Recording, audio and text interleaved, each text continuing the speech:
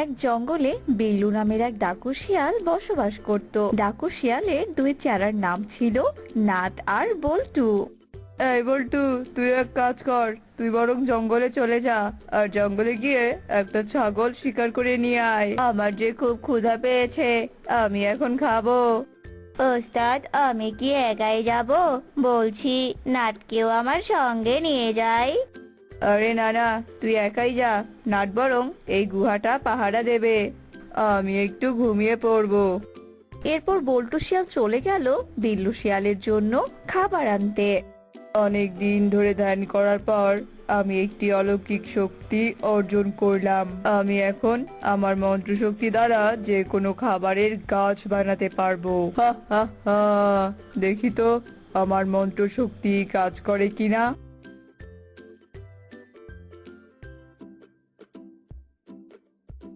আরে বাহ বাহ বাহ, আরে ঠিকই তো, আমার জাদু শক্তি তো বেশ ভালোই কাজ করছে। বাহ, কতই না ভালো হলো। এবার আমি আমার মন্ত্র শক্তি দ্বারা যে কোনো গাছই বানাতে পারবো। হা হা হা, আমার জাদু শক্তি দিয়ে তৈরি করা আম গাছ থেকে আমি বরং একটা আম ছিঁড়ে খাই। দূর থেকে এসব দৃশ্য বল্টু শিয়াল দেখছিল। এসব দৃশ্য দেখে তো তার মাথা একদম ঘুরে গেছে। আরে আরে, আমি আবার কোন দৃশ্য দেখলাম?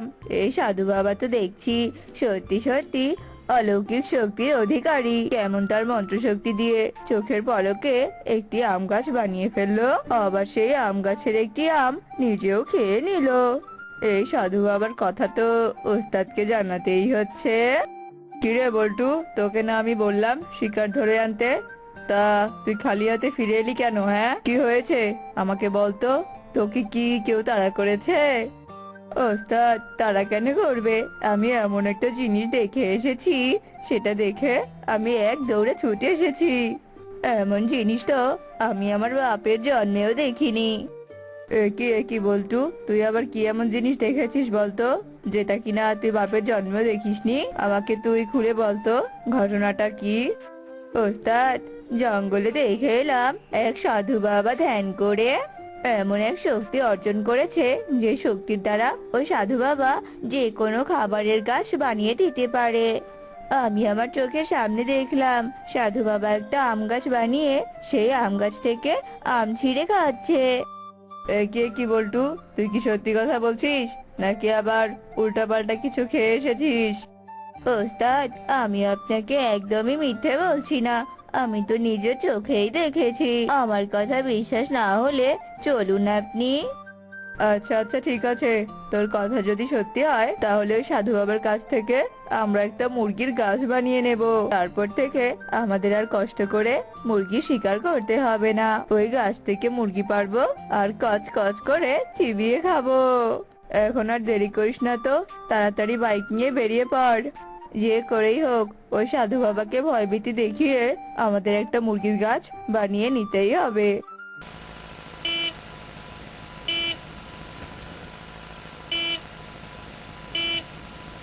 ওরে বাবা রে, এরা এরা আবার কারা? এই এই কারা তোমরা? হ্যাঁ, তোমরা তোমরা আমাকে ছেড়ে দাও। আমি আমি তোমাদের কি দোষ করেছি? হ্যাঁ, হা হা হা, তুই কিনা আমাকে চিনতে পারছিস না? আমি হলাম ডাকু শিয়াল, আর এরা দুজন হচ্ছে আমার চেলা, বুঝেছিস? এ কি ডাকু শিয়াল, কিন্তু তোমরা আমার কাছে কি চাও? তোমরা এভাবে আমার মাথায় বন্দুক রেখেছো কেন? দয়া করে আমাকে ছেড়ে দাও, ছেড়ে দাও আমাকে। ছেড়ে তো দেবই, কিন্তু তার আগে আমাদের একটা ইচ্ছে তোকে পূরণ করতে হবে, তাহলেই আমরা তোকে ছেড়ে দেব। ইচ্ছে?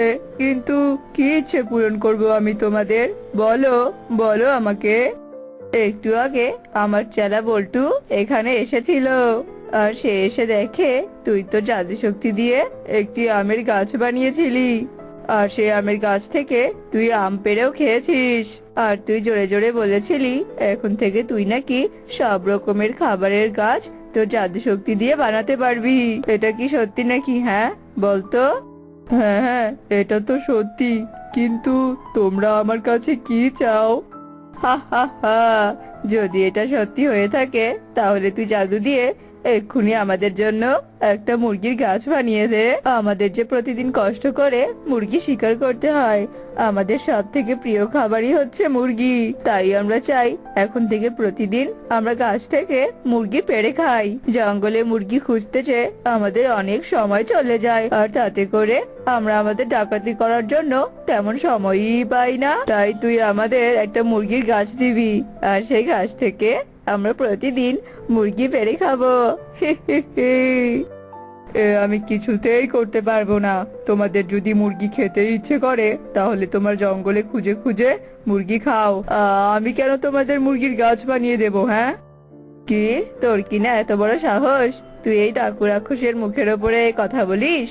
এখন তুই বলতো, তুই একটা মুরগির গাছ বানিয়ে দিবি নাকি নিজে মরবি? বল। তোর মাথায় আমরা কি ঠেকিয়ে রেখেছি একবার কি দেখেছিস? এবার কি তুই চাইছিস তোর মাথাটা ফুটো করে দেই, নাকি তুই তাড়াতাড়ি মুরগির গাছ বানিয়ে দিবি? শিগগিরই বল। ও ওরে বাবারে, এরা তো দেখছি একদম নাছোড় বান্দা, কিছুতেই আমার কোনো কথাই শুনছে না। যদি আমি মুরগির গাছ না বানিয়ে দেই তাহলে তো এরা আমাকে কিছুতেই ছাড়বে না। আচ্ছা আচ্ছা ঠিক আছে, তোমরা আমাকে ছেড়ে দাও, আমি এক্ষুনি তোমাদের একটা মুরগির গাছ বানিয়ে দিচ্ছি। এরপর সাধু বাবা তার শক্তি দিয়ে একটি মুরগির গাছ বানিয়ে দিল। এই সাধু, কি ব্যাপারটা কি বলতো? তুই আমাদের এটা কি দিলি? আমরা এই ছোট্ট চারা দিয়ে কি করব? হ্যাঁ, আমরা তো তোর কাছে মুরগির একটা বড় গাছ চাইলাম, আর তুই তুই এটা আমাকে কি দিলি কি? হ্যাঁ, এই গাছে তো একটা মুরগিও নেই। আরে বোকার দল, এটাই হলো সেই মুরগির গাছের চারা। এখন তো আর এটাতে কোনো মুরগি থাকবে না, কারণ এই গাছগুলোতে যখন একবার মুরগি ধরবে তখন এই গাছগুলো অন্য কোথাও নিয়ে যাওয়া যাবে না। আর তাছাড়া তোমরা কি প্রতিদিন এখানে এসে মুরগি খাবে, নাকি তোমাদের গুহার সামনে গাছ লাগিয়ে মুরগি খেতে চাও? বলো তো, তোমরা যদি এই গাছটা তোমাদের গুহার সামনে লাগিয়ে দাও তাহলে এই গাছে রাতের মধ্যেই মুরগি ধরবে, বুঝেছো? কিন্তু এতে যদি কোনো মুরগি না ধরে আর তুই যদি আমাদের মিথ্যে কথা বলিস তখন আমরা কি করব? আরে বোকার দল, আমি হলাম সাধু। সাধুরা কখনো মিথ্যে কথা বলে না। যদি সাধুরা মিথ্যে বলে তাহলে তাদের মন্ত্র শক্তি আর কাজ করে না, বুঝেছিস? তোরা নিশ্চিন্তে এই চারাটা নিয়ে যেতে পারিস, আর এতে অবশ্যই মুরগি ধরবে। আচ্ছা আচ্ছা ঠিক আছে, আমরা তাহলে এই মুরগির গাছটা নিয়ে যাচ্ছি, কিন্তু এতে যদি কোনো মুরগি না ধরে তাহলে আমরা আবার এসে তোর মাথার খুলি উড়িয়ে দিয়ে যাব। এরপর ডাকু শিয়াল তার মুরগির গাছের চারা এবং তার দুই চেলা নাট এবং বল্টুকে নিয়ে তার গুহায় চলে গেল। এই নাটার বল্টু, এখানেই চারাটা লাগিয়ে দে, দেখবো কাল সকালে যে এতে মুরগি ধরে কিনা। এরপর ডাকু শিয়ালের দুই চেরা নাট আর বল্টু অনেক যত্ন সহকারে তাদের গুহার সামনে সেই চারাটি রোপণ করে দেয়। এভাবে সেই রাতটি কেটে গেল। পরের দিন সকালে ডাকাত শিয়ালের এক চেলা বল্টু গাছের কাছে এসে ভীষণ অবাক হয়ে যায়। ওস্তাদ, জলদি বেরিয়ে আসুন, এই দেখুন আমাদের সাথে তো একদম জাদু হয়ে গেছে। আরে আরে, এ আমি কি দেখছি? এমন দৃশ্য তো বাপের জন্মেও দেখিনি। গাছে কিনা এমন তরতাজা মুরগি ধরে আছে, এটা দেখে তো আমি একদম অবাক হয়ে যাচ্ছি। হ্যাঁ হ্যাঁ ওস্তাদ, আমি আপনাকে বলেছিলাম না, এই দেখেছেন তো, আমার কথাই একদম সত্যি হলো। আচ্ছা আচ্ছা ঠিক আছে, চল চল, এখন আর দেরি না করে তিনজনে তিনটা মুরগি পেড়ে খাই। আহা, কি যে মজা লাগছে, একদম তরতাজা মুরগি। এই নাটবল্টু, ভালো করে শোন, এখন থেকে এই মুরগির গাছটা ভালো করে পাহারা দিতে হবে, তা না হলে জঙ্গলের দুষ্টু প্রাণীরা আমাদের এই গাছ থেকে মুরগি চুরি করে নিয়ে পালিয়ে যাবে।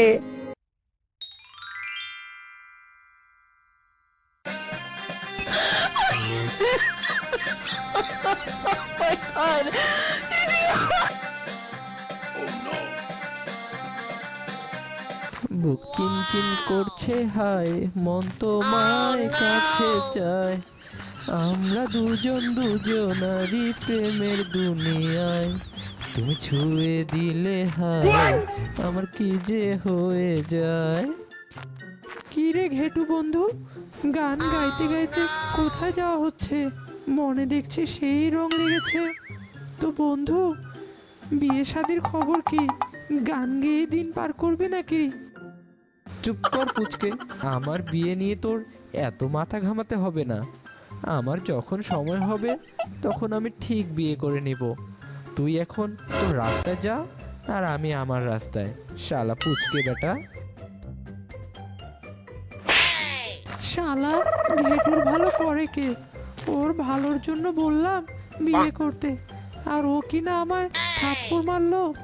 ইসরে, গালটা বুঝে লাল হয়ে গেল। শালা ঘেটুর বাচ্চা, তোর ভালো হবে না। পুচকে বন্ধুর ওপর শুধু শুধু রাগ করলাম। ঠিক হয়নি, ও তো ভালো কথাই বলছিল। আসলে আমার তো বিয়ের বয়স হয়েছে, এখন একটা বিয়ে করা দরকার। কাল তাহলে পুচকে বন্ধুকে বলবো আমার জন্য একটা মেয়ে দেখতে।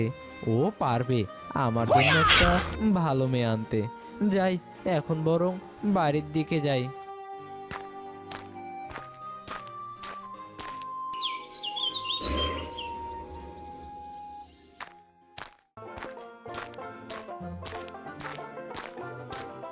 কি রে ঘেটু, সকাল সকাল তুই আমার বাড়িতে যে? কাল মার দিয়ে বুঝি হয়নি, আজ আবার মারতে আসছিস? আর মারিস না বন্ধু, আমি আর তোর বিয়ে নিয়ে কোনো কথা বলবো না। তোর যা ইচ্ছে কর, যখন মন চায় বিয়ে কর, আমি কিচ্ছু বলবো না। আরে বন্ধু, আমি তোকে মারতে আসিনি, আমি তো এসেছি আমার বিয়ের জন্য তোর সাথে কথা বলতে। কালকের জন্য সরি বন্ধু, তুই এখন আমার জন্য ভালো মেয়ে দেখ দেখি, আমি বিয়ে করব। কি কি বন্ধু, কি বললি তুই? বিয়ে করবি? আমার তো বিশ্বাসই হচ্ছে না। তবে যাই হোক, আমি আজই মেয়ে খুঁজে দিব তোকে, একদম তোর মনের মতো মেয়ে। তুই বাড়ি গিয়ে বিয়ের জন্য প্রস্তুতি নে। ঠিক আছে বন্ধু, আমি তাহলে বাড়ি যাই। তুই কিন্তু ভালো বুঝবি আমার জন্য, নয়তো তোর কিন্তু খবর আছে। বুক চিনচিন করছে হায়, মন তোমায় কাছে চায়। আমরা দুজন দুজনারই প্রেমের দুনিয়ায়। তুমি ছুঁয়ে দিলে হায়, আমার কি যে হয়ে যায়। এই কথা বলে ঘেটু বাড়িতে গিয়ে কেনাকাটা করে বিয়ের জন্য আর ঘরবাড়ি সাজিয়ে ফেলে।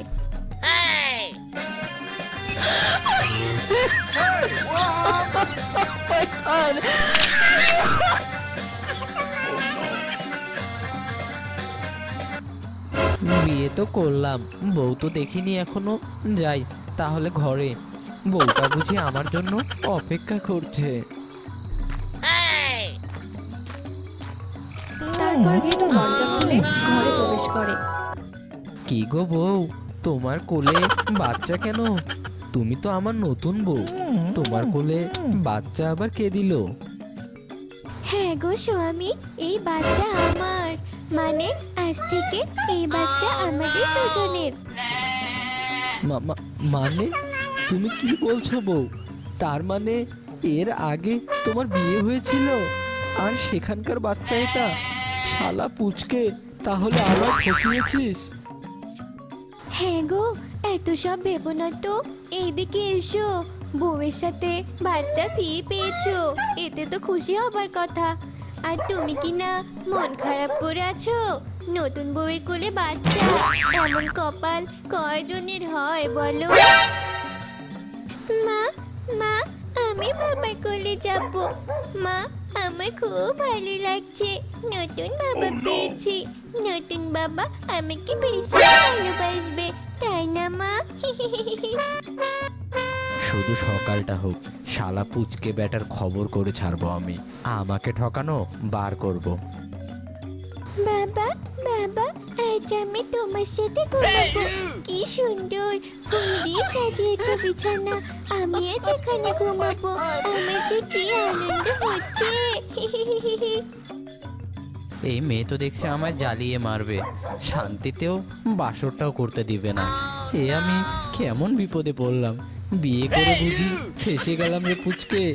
এখন তো দেখছি বিয়ে না করাটাই ভালো ছিল।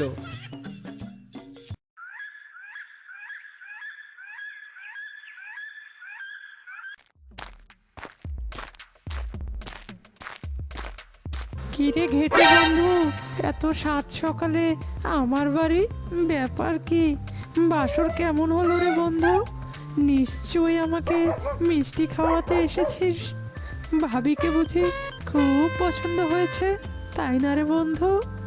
দেখতে হবে না পছন্দটা কার।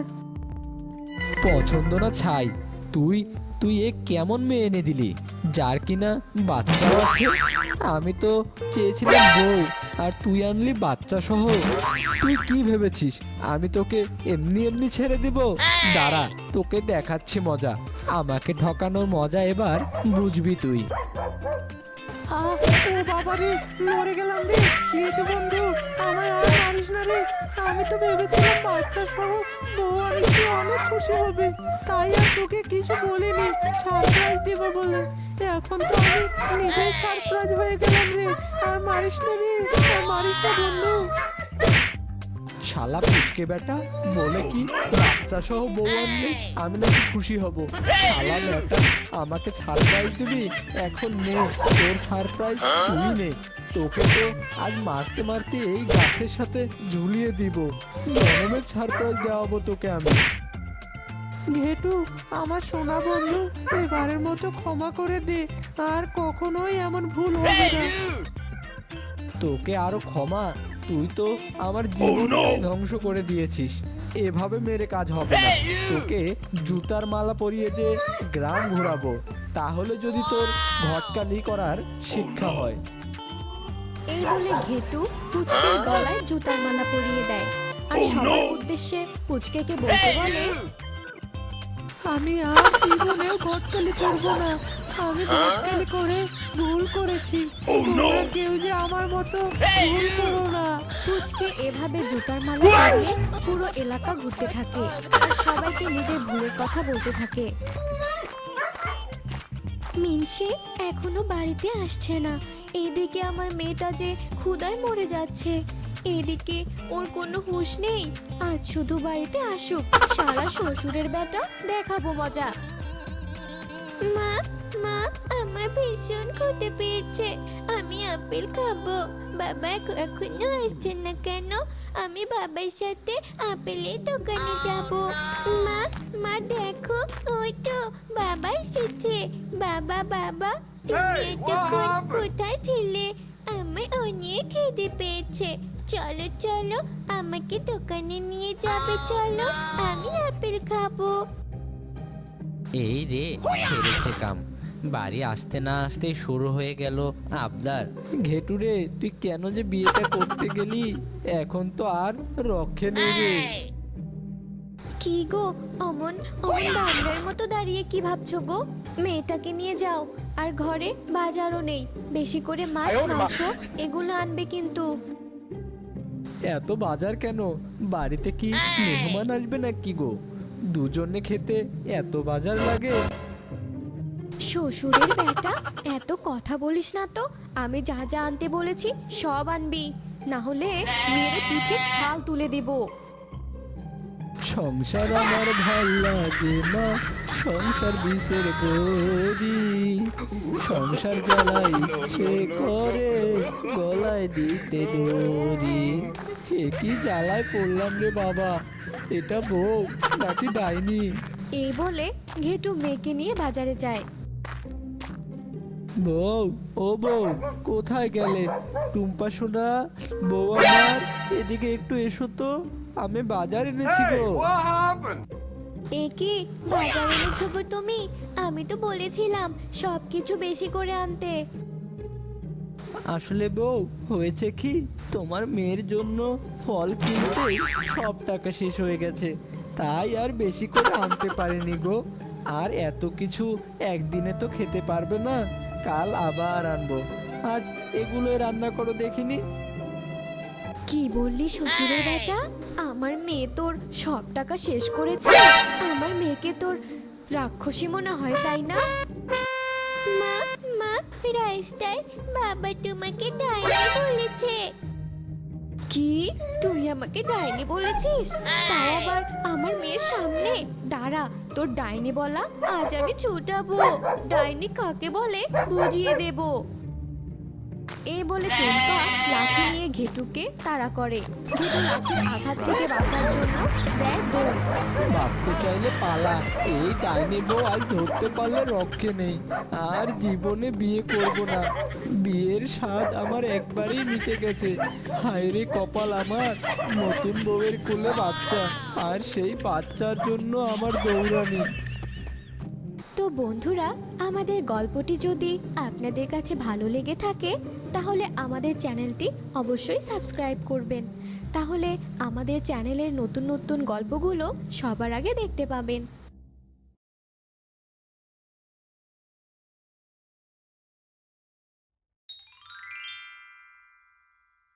গভীর জঙ্গলে থাকতো এক পাজি শেয়াল। সে সবাইকে ঠকিয়ে বেড়াতো। একদিন শেয়াল তার বাঘমামার ওখানে যাবে বলে রওনা দিল।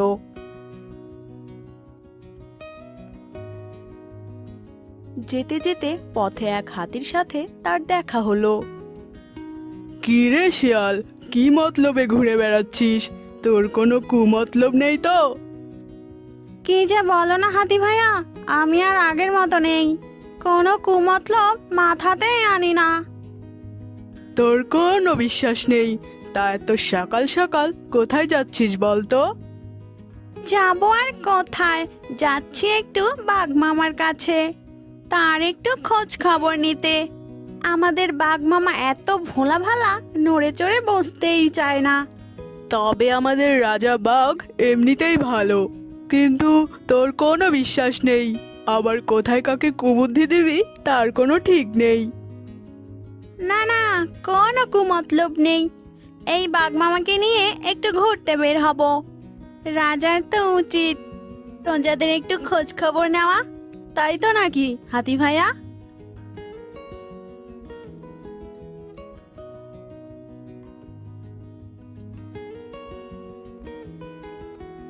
আরে বাবা, বেটা হাতির প্রশ্নে আমার কান ঝালাপালা। ভাগ্যিস মুখ ফসকে কিছু বলে ফেলিনি। ইচ্ছে করে হাতির পা কামড়ে দিয়ে দৌড়ে পালাই, আর নয়তো লেজ কামড়ে ঝুলে থাকি। খুব তৃষ্ণা পেয়েছে, একটু পানি পান করে নেই।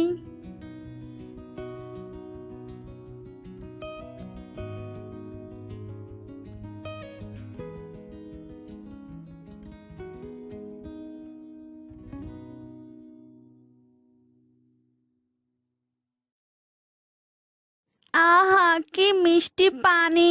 খেয়ে আমার প্রাণটা জুড়িয়ে গেল। কিন্তু পানি পান করে আমার খিদেটা যে আরো বেড়ে গেল। কে রে ওখানে? আওয়াজ করে আমার কাঁচা ঘুমটা ভেঙে দিল। ও, কুমির মশাই, তা ভালো আছেন তো? তোদের জ্বালাই কি আর ভালো থাকার উপায় আছে? রাত দিন কেউ না কেউ তো পানি খেতেই আসছে। একটু চোখের দুপাতা যে এক করব তারও কোনো উপায় নেই। মাঝে মাঝে তো মনে হয় সব বেটাকে একেবারে চিবিয়ে খাই। আহা, রাগ করছো কেন কুমির ভাইয়া? আমি তো আর জেনে শুনে তোমার ঘুম ভাঙাইনি। আমার যে বড্ড খিদে পেয়েছে। ছ্যা ছ্যা ছ্যা ছ্যা ছ্যা। ভারী লোভী তো তুই। তোর খিদে পেয়েছে তো আমি কি করব, হ্যাঁ? না, যদি তোমার কাছে কোনো খাবার টাবার থাকে, মাছ হলেও চলবে। সারাটা জীবন তুই এরকম হ্যাংলা আর অলসী হয়ে রইলি। গতন নাড়িয়ে একটু শিকার ধরে খা না বাপু। মাথায় তো তোর খালি কুবুদ্ধি, চেয়ে চিনতে কি আর পেট ভরে? দূর হয়ে যা হতভাগা। রাগ করো না কুমির ভাইয়া। কোথায় তুমি আর বাঘ মামা, আর কোথায় আমি সামান্য শিয়াল। তোমাদের দয়ায় তো বেঁচে আছি, তুচ্ছ প্রাণী। তুই কি আমাকে তেল মাখছিস? তা সত্যি কথা বলতে কি আমার খারাপ লাগছে না। বাঘের সাথে আমাকে তুলনা করছিস? তা বেশ বেশ, তো যা, ওই পাশের গর্তে দুটো মাছ পড়ে আছে দেখ, কাল ধরেছিলাম। যা, ওগুলোই খা।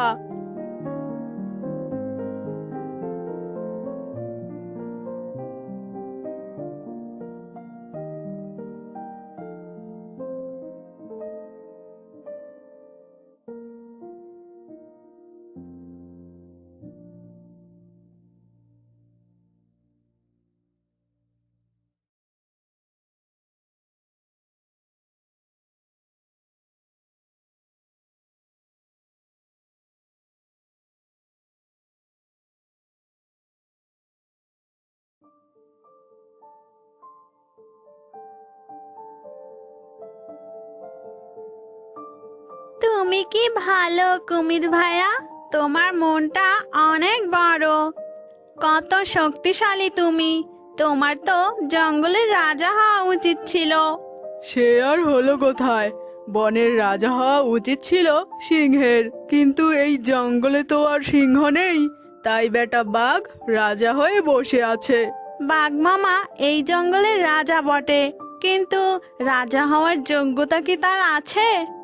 মাথায় বুদ্ধি শুদ্ধি তো কিছুই নেই, সবাই তার পেছনে বোকা বলে। তবে হ্যাঁ, রাজা হলে তোমাকে বেশ মানাতো বটে। কি চেহারা, কি সাহস, কি বুদ্ধি তোমার, আর মনটা কি উদার। সত্যি বলছিস? তবে সবাই তা বোঝে আর কোথায়, আমি তো সরীসৃপ প্রাণী, বুকে ভর দিয়ে চলি, সোজা হয়ে তো দাঁড়াতে পারি না।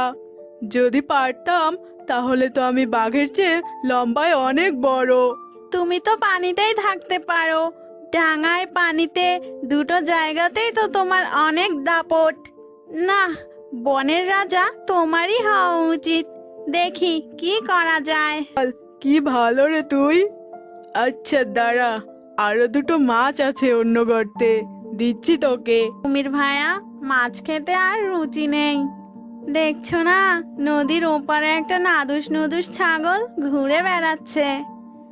আহা, কতদিন ছাগলের মাংস খাইনি। হ্যাঁ ভাইয়া শিয়াল, আমারও ছাগলে মাংস খেতে অনেক দিনের শখ, তবে ওরা খুব চালাক, নদীর পানি খেতে এদিকে তো আসেই না, ঘাসও খায় বেশ দূরের মাঠে। আমার পক্ষে অতটা দূরে গিয়ে ওদের তো ধরা সম্ভব নয়। আমি একটা বুদ্ধি করি, যাতে একটা ছাগল ধরা যায়। বাঘ মামার সাহায্য নিতে হবে। তবে এখন আমি যাই। আমার রাজা হওয়ার ব্যাপারটা কিন্তু মনে রেখো শিয়াল ভাইয়া। সে হবে।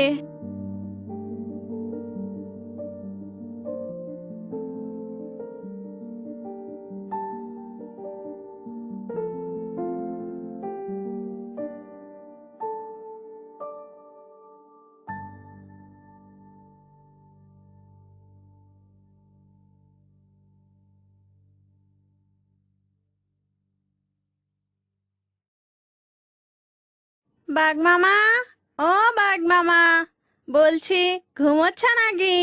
ভারী ঘুম কাতুরে। ও বাঘ মামা, বাঘ মামা। কে রে আহমক? শিয়াল, তোমার ভাগ্নে শিয়াল। ও শিয়াল, তা বল কি মনে করে? এই আসলাম তোমার একটু খোঁজ খবর নিতে। আমি ছাড়া তোমার আর কে খোঁজ খবর নেয় বলো? ও মা, বলিস কি রে শিয়াল, আমার তো চোখে পানি চলে আসছে। তুই আমার এত খেয়াল রাখিস, চল আজকে তোকে একটা মুরগি মেরে খাওয়াই। না না না, সি সি, সামান্য মুরগি কি আর তোমাকে শিকার করা মানায়? তুমি হলে এই জঙ্গলের রাজা। আহা, না খেয়ে খেয়ে তোমার কি অবস্থা হয়েছে? বাঘের মতো চেহারাটা কাকের মতো হয়ে গেছে। ও মা, আমি তো বুঝতেই পারিনি, কাকের মতো চেহারা হলে তো ভারী চিন্তার কথা। তুমি কোনো চিন্তা করো না মামা, আমি তো আছি। কাল সকালে তোমাকে আমি নিয়ে যাব। কিছু একটা শিকার করতে হবে। একটা বড় ছাগল হলে তো খারাপ হয় না বলো? আবার শিকার? এর থেকে তো আমার মুরগি মেরে খাওয়াই ভালো। তবে কাকের মতো হয়ে গেলে তো আরো মুশকিল। আচ্ছা, যাব কাল শিকারে। ঠিক আছে মামা, সেই কথাই রইলো।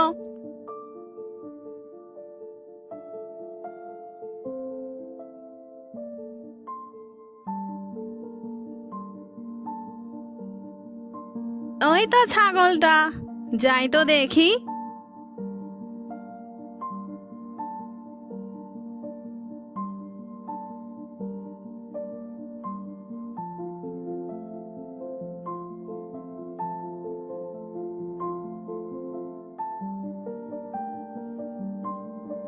ম্যাঁ, এ আবার কে এখানে শুয়ে আছে?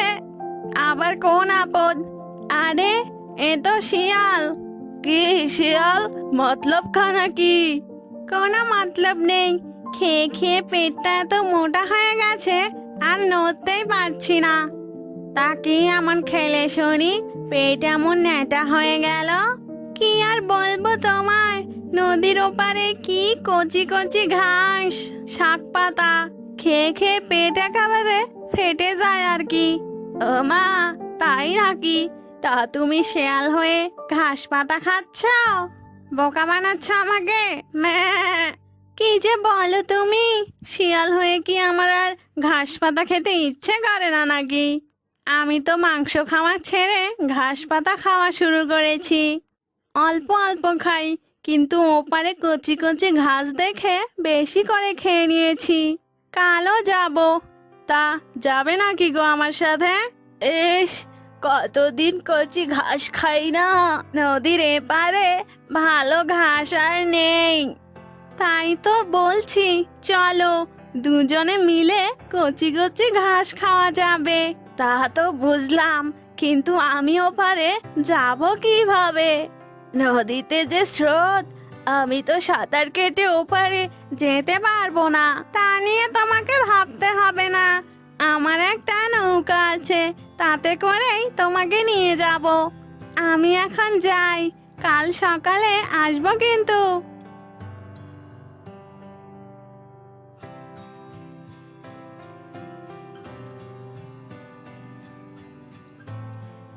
ইস, কি নদর ছাগল! আমার গায়ে যদি বাঘ মামার মতো শক্তি থাকতো তাহলে বেটাকে আজকেই খেয়ে নিতাম। কিন্তু ওর শিং দুটো খুবই ধারালো, গুঁতো দিলে তো আমার পেট পুরো আউলিয়ে যাবে।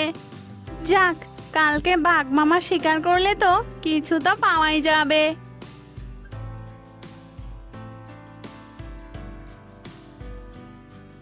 বেটা ছাগল গেল কোথায়? আরে ওই তো আসছে। যাক, আর চিন্তা নেই।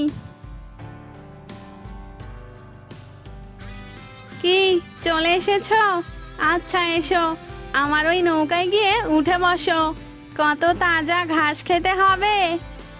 হ্যাঁ চলো, সকাল হলেই আমার ভীষণ খিদে পায়।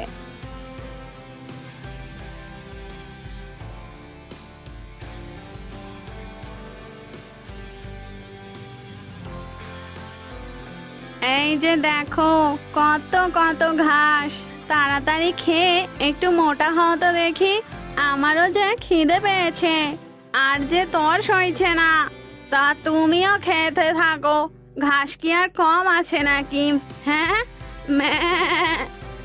না না, আগে নদী থেকে আমি পানি খেয়ে আসি, তারপর খাবো আর খাবো।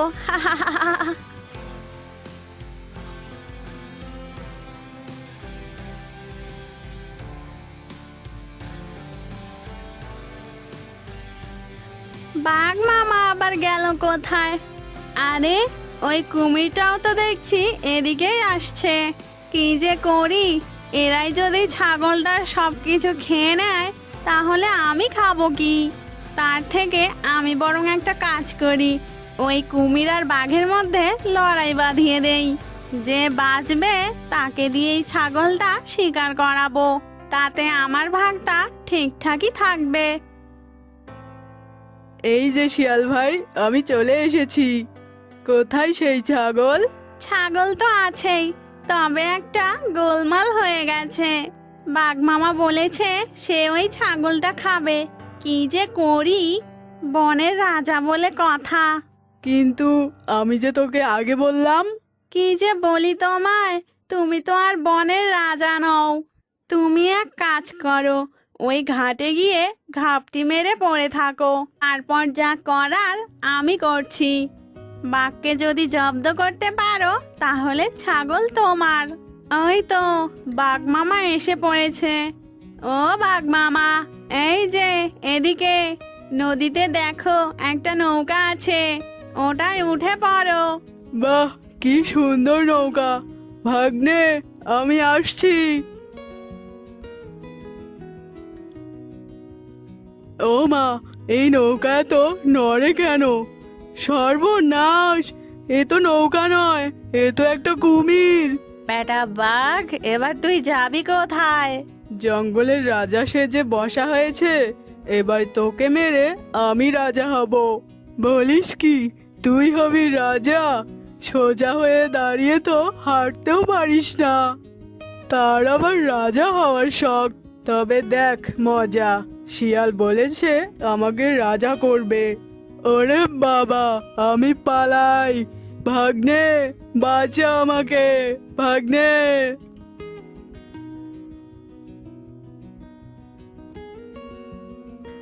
এই যা, বাঘ মামা তো পালিয়ে গেল। সর্বনাশ, আমার তো আর ওই জঙ্গলের ধারের কাছেও যাওয়া হবে না। ওখানে গেলে বাঘ মামা আমাকে আর আস্ত রাখবে না।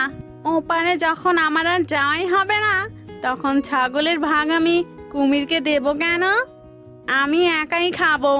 কোথায় কোথায় হে শিয়াল, ছাগলটাকে এবার এদিকে নিয়ে আয়। ক্ষুধার জ্বালা যে আর আমি সহ্য করতে পারছি না।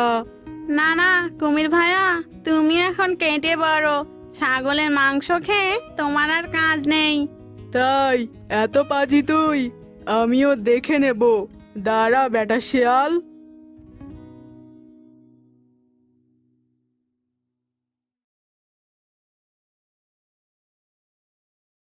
এই যে শিয়াল, ঘাস খেয়ে খেয়ে আমি যে আর নড়তেই পারছি না, পেটও নাড়াতে পারছি না, মাথা তো নয়ই। বেশ হয়েছে, এবার আর তুই শিং দিয়ে গুঁতো মারতে পারবি না। এবার আমি তোকে খাবো। এই যে বললে তুমি নাকি ঘাস পাতা খাও, নিরামিষ খাও। তুই নিরামিষ খাস তো, তাই তোর মাংস আমি খাবো। হুক্কা হুয়া, হুক্কা হুয়া, হুক্কা হুয়া, হুক্কা হুয়া হু, তোকে খুব মজা করে খাবো। আমি ঠিক জানতাম বেটা শিয়াল কোনো কুমতলবেই ঘুরে বেড়াচ্ছে। ঠিক সময় এসে পড়েছি।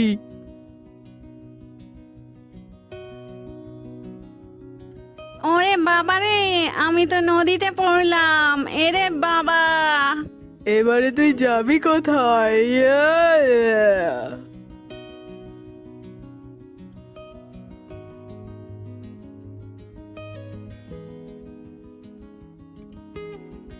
এই ছাগল খাওয়ার চক্করে আজ আমার প্রাণটা যেতেই বসেছিল। এদিকে বাঘ মামা আর কুমিরের সাথেও শত্রুতা হয়ে গেছে। বেশ কিছুদিন জঙ্গলে লুকিয়ে লুকিয়ে থাকতে হবে। বাঘ মামার সামনে পড়লে তো আমাকে আস্ত গিলে খাবে। নদীর ওপারে যে যাব সে পথও বন্ধ। আমাকে একটা বুদ্ধি বের করতেই হবে।